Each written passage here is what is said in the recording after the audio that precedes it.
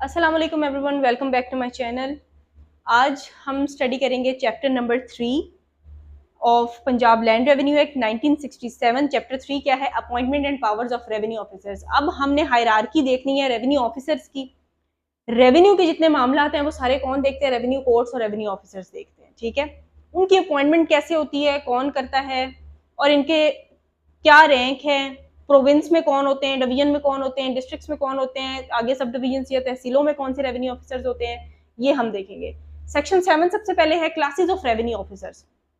कि revenue officers की class अब देखेंगे, इनका रैंक देखेंगे कि कौन कौन से होते हैं। सबसे पहले जो हर प्रोविंस में, जैसे हाई कोर्ट अलग होती है, एक पंजाब में लाहौर हाई कोर्ट है, ठीक है, आगे हर प्रोविंस में अलग हाई कोर्ट बनी हुई है ना, उसी तरीके से हर प्रोविंस में एक बोर्ड ऑफ रेवेन्यू होता है जो उस प्रोविंस की सबसे हायर एपेक्स कोर्ट होती है।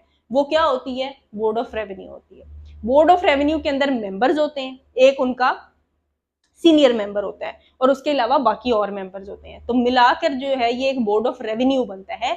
हायर अथॉरिटी होती है रेवेन्यू फील्ड में किसी भी प्रोविंस की, और हर प्रोविंस का एक बोर्ड ऑफ रेवेन्यू होता है, जैसे हर प्रोविंस की एक हाई कोर्ट होती है। ठीक है, उसके बाद आ जाते हैं, जैसे हमने सेक्शन 5 में सारा पढ़ा है कि प्रोविंस को आगे डिवीजन्स में, डिवीजन्स को आगे डिस्ट्रिक्ट्स में और डिस्ट्रिक्ट्स को आगे सब डिवीजन्स या तहसीलों में डिवाइड किया जाता है, उसी तरीके से हम देखेंगे कि अब इन डिवीजन के हिसाब से यहाँ पर रेवेन्यू ऑफिसर्स कौन कौन से तैनात किए जाते हैं। प्रोविंस में बोर्ड ऑफ रेवेन्यू है, एपेक्स कोर्ट।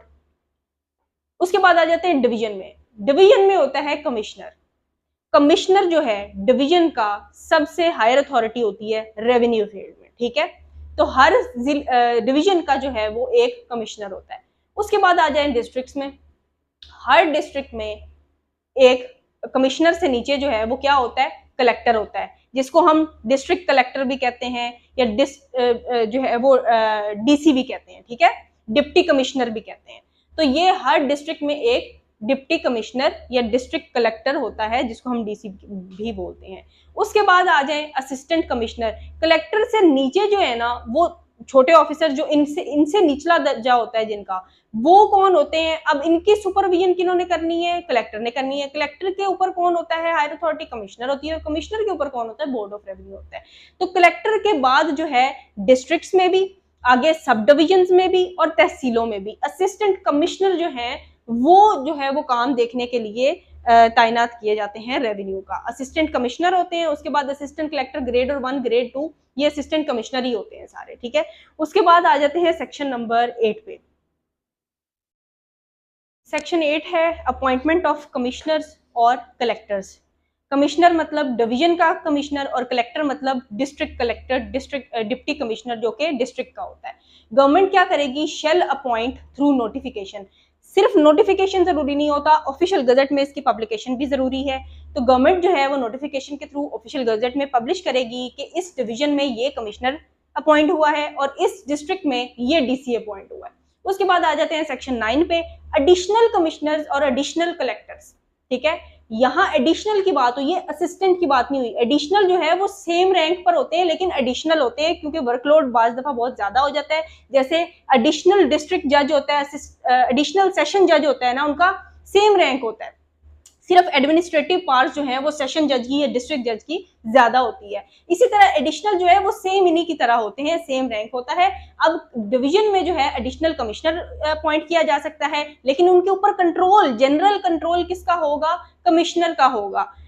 और कलेक्टर्स जो है, एडिशनल कलेक्टर्स मतलब डीसी जो है डिस्ट्रिक्ट में एक से ज्यादा भी हो सकते हैं, लेकिन उसके ऊपर जनरल कंट्रोल जो है वो किसका होगा? उसका जो असल कलेक्टर होगा उसका होगा। सेक्शन 10 आ जाते हैं असिस्टेंट। अब आगे असिस्टेंट कमिश्नर और असिस्टेंट कलेक्टर्स, मतलब असिस्टेंट कमिश्नर असिस्टेंट कलेक्टर्स ये एक ही चीज होती है। ठीक है, अब ये डिस्ट्रिक्ट्स में और सब डिविजन में जितने असिस्टेंट कमिश्नर होंगे वो जो है वो गवर्नमेंट नोटिफिकेशन के थ्रू जो है उनको अपॉइंट करेगी।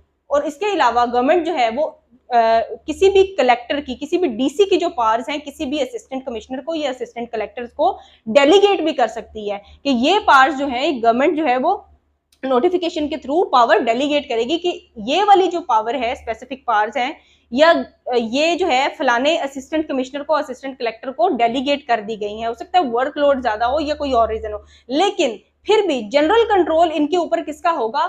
असल कलेक्टर का डीसी का ही होगा। उसके बाद लास्ट है सेक्शन नंबर 11। सेक्शन 11 है तहसीलदार के बारे में। अब तहसीलदार कौन होता है? जब डिवीजन हमने देखी है टेरिटोरियल डिवीजन में सबसे लास्ट पे तहसीलें आती हैं, तो तहसील का जो चीफ ऑफिसर होता है रेवेन्यू हायरार्की में वो तहसीलदार होता है। और ये असिस्टेंट कलेक्टर वाली पावर थी, इसको ये एसी वाली पावर थी, इसके पास भी होती है। तो powers of assistant collector use करते हुए ये अपनी ड्यूटीज को डिस्चार्ज करता है। So this was all about our today's lecture. Thanks for watching the video, and if you like the video then don't forget to like, share and comment. Thank you so much.